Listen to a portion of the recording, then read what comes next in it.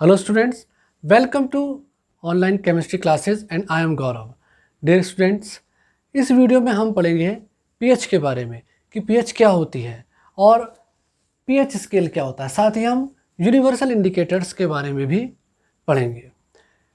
Students, आपने पिछली videos में समझा कि हम कैसे पता लगा सकते हैं कि कोई सॉल्यूशन एसिडिक है या बेसिक है। देखिए, लिटमस पेपर की हेल्प से हम बहुत आसानी से पता लगा लेते हैं कि जो भी हमें सब्सटेंस दिया गया है वो एसिड है या बेस है। अगर नीला लिटमस लाल हो जाता है तो सब्सटेंस को हम एसिड बोल देते हैं, और यदि लाल लिटमस नीला हो जाता है तो हम सब्सटेंस को या सॉल्यूशन को बेसिक बोल देते हैं। लेकिन कौन कितना ज़्यादा एसिडिक है, कितना कम एसिडिक है, या फिर कोई सॉल्यूशन कितना ज़्यादा बेसिक है और कितना कम बेसिक है, इस चीज़ का पता हम लिटमस पेपर से नहीं लगा सकते हैं। मतलब कोई सॉल्यूशन एसिडिक है लेकिन कितना ज़्यादा एसिडिक है या कितना कम एसिडिक है, या दो सॉल्यूशन दिए हैं उनमें कंपैरिजन यदि हमें करना पड़े कि इनमें से कौन सा सॉल्यूशन ज़्यादा एसिडिक है और कौन कम एसिडिक है, या दो एसिड्स हैं, हमें कहा जाए कि इनमें से बताइए कि कौन सा एसिड स्ट्रॉन्ग एसिड है और कौन सा एसिड वीक एसिड है। इसका पता हम मात्र लिटमस पेपर से नहीं लगा सकते हैं। तो इसके लिए जो है पीएच का इस्तेमाल किया जाता है। तो पीएच की फुल फॉर्म होती है पोटेंश ऑफ हाइड्रोजन या फिर पोटेंशियल ऑफ हाइड्रोजन। तो देखिए, जहाँ पे लिखा भी है the strength of acid solution as well as basic solution can be expressed in term of pH. देखिए, हम किसी भी एसिडिक सोल्यूशन या बेसिक सोल्यूशन की स्ट्रेंथ को, मतलब वो कितना ज़्यादा एसिडिक है या फिर कितना ज़्यादा बेसिक है, इसको हम पीएच की टर्म में एक्सप्रेस कर सकते हैं। देखिए, अब हम ये देखेंगे कि आखिर पीएच कैलकुलेट कैसे करते हैं। देखिए, यदि हमें किसी सॉल्यूशन की हाइड्रोजन आयन की कंसंट्रेशन के बारे में पता है तो हम उसका नेगेटिव लॉग लेकर पीएच कैलकुलेट कर सकते हैं। देखिए, जैसे मैंने आपको पहले भी बताया कि पीएच की फुल फॉर्म होती है पोटेंश ऑफ हाइड्रोजन। इसको हम पावर ऑफ हाइड्रोजन भी कह सकते हैं, पोटेंशियल ऑफ हाइड्रोजन भी कह सकते हैं। तो पीएच जो होती है उसका सीधा सीधा संबंध होता है सॉल्यूशन की हाइड्रोजन आयन कंसंट्रेशन से। यदि हमें हाइड्रोजन के आयन की कंसंट्रेशन पता है तो हम उसका नेगेटिव लॉग लेकर पीएच को कैलकुलेट कर सकते हैं। तो ये पीएच और हाइड्रोजन आयन कंसंट्रेशन में जो संबंध है वो क्या है, pH is equal to minus log 10 base पर एच आयन कंसंट्रेशन। देखिए, कंसंट्रेशन का मतलब है amount of H plus ion. तो यदि किसी सोल्यूशन की हमें एच प्लस आयन्स पता है तो हम उसकी पीएच को कैलकुलेट कर सकते हैं। डियर स्टूडेंट्स, अब हम ये सीखेंगे कि हम कैसे दो या दो से अधिक सब्सटेंसेस के बीच में कंपैरिजन कर सकते हैं कि कौन अधिक एसिडिक है और कौन कम एसिडिक है, या फिर कौन अधिक बेसिक है और कौन कम बेसिक है। देखिए, इसके लिए सोरेनसन ने एक स्केल दिया जिसको हम पीएच स्केल बोलते हैं। इस पीएच स्केल पर 0 से लेकर 14 तक पीएच होती है, और जैसे जैसे हम इस स्केल पर 0 से 14 की तरफ बढ़ते हैं वैसे वैसे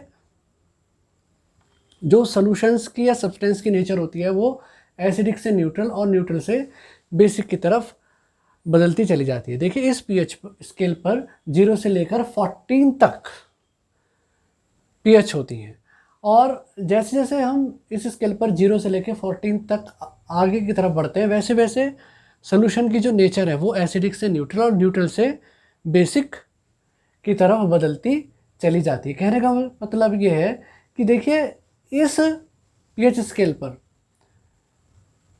ये माना जाता है कि यदि पीएच 7 है तो सॉल्यूशन की जो नेचर होगी वो न्यूट्रल होगी। यदि किसी सॉल्यूशन की पीएच 7 आती है तो उस सॉल्यूशन या सब्सटेंस की जो नेचर होगी वो न्यूट्रल होगी, और 7 से कम पीएच होने पर जो नेचर होती है वो एसिडिक होती है। यदि किसी सॉल्यूशन या सब्सटेंस की पीएच 7 से कम आती है तो हम कहते हैं कि वो सॉल्यूशन एसिडिक है, और यदि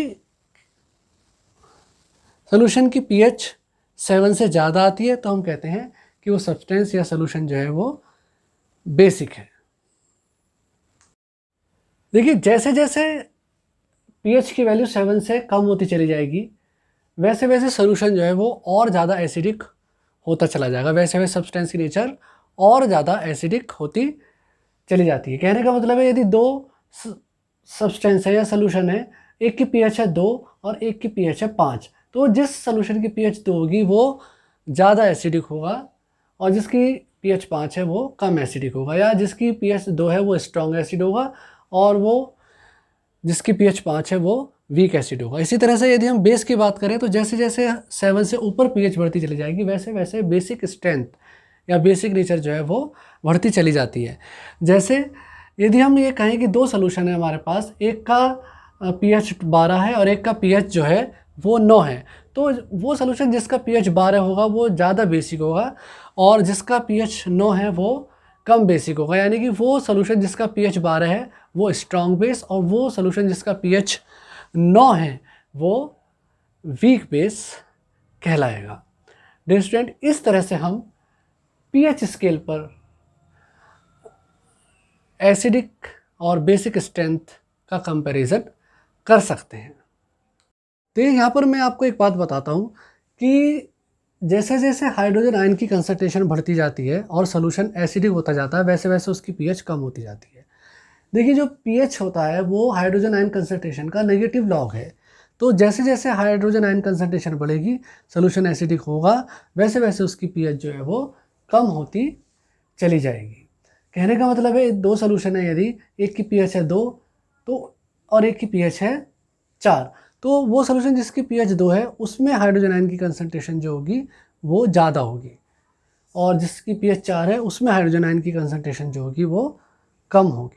तो जितनी कम pH होगी सोल्यूशन उतना ज़्यादा एसिडिक होगा और उसमें H+ आयन की कंसंट्रेशन जो है वो उतनी ही ज़्यादा होगी। देखिए कंसंट्रेशन का यहाँ पर मतलब होता है अमाउंट, तो जितना सोल्यूशन एसिडिक होगा उसमें H+ आयन्स का अमाउंट या संख्या ज़्यादा होगी।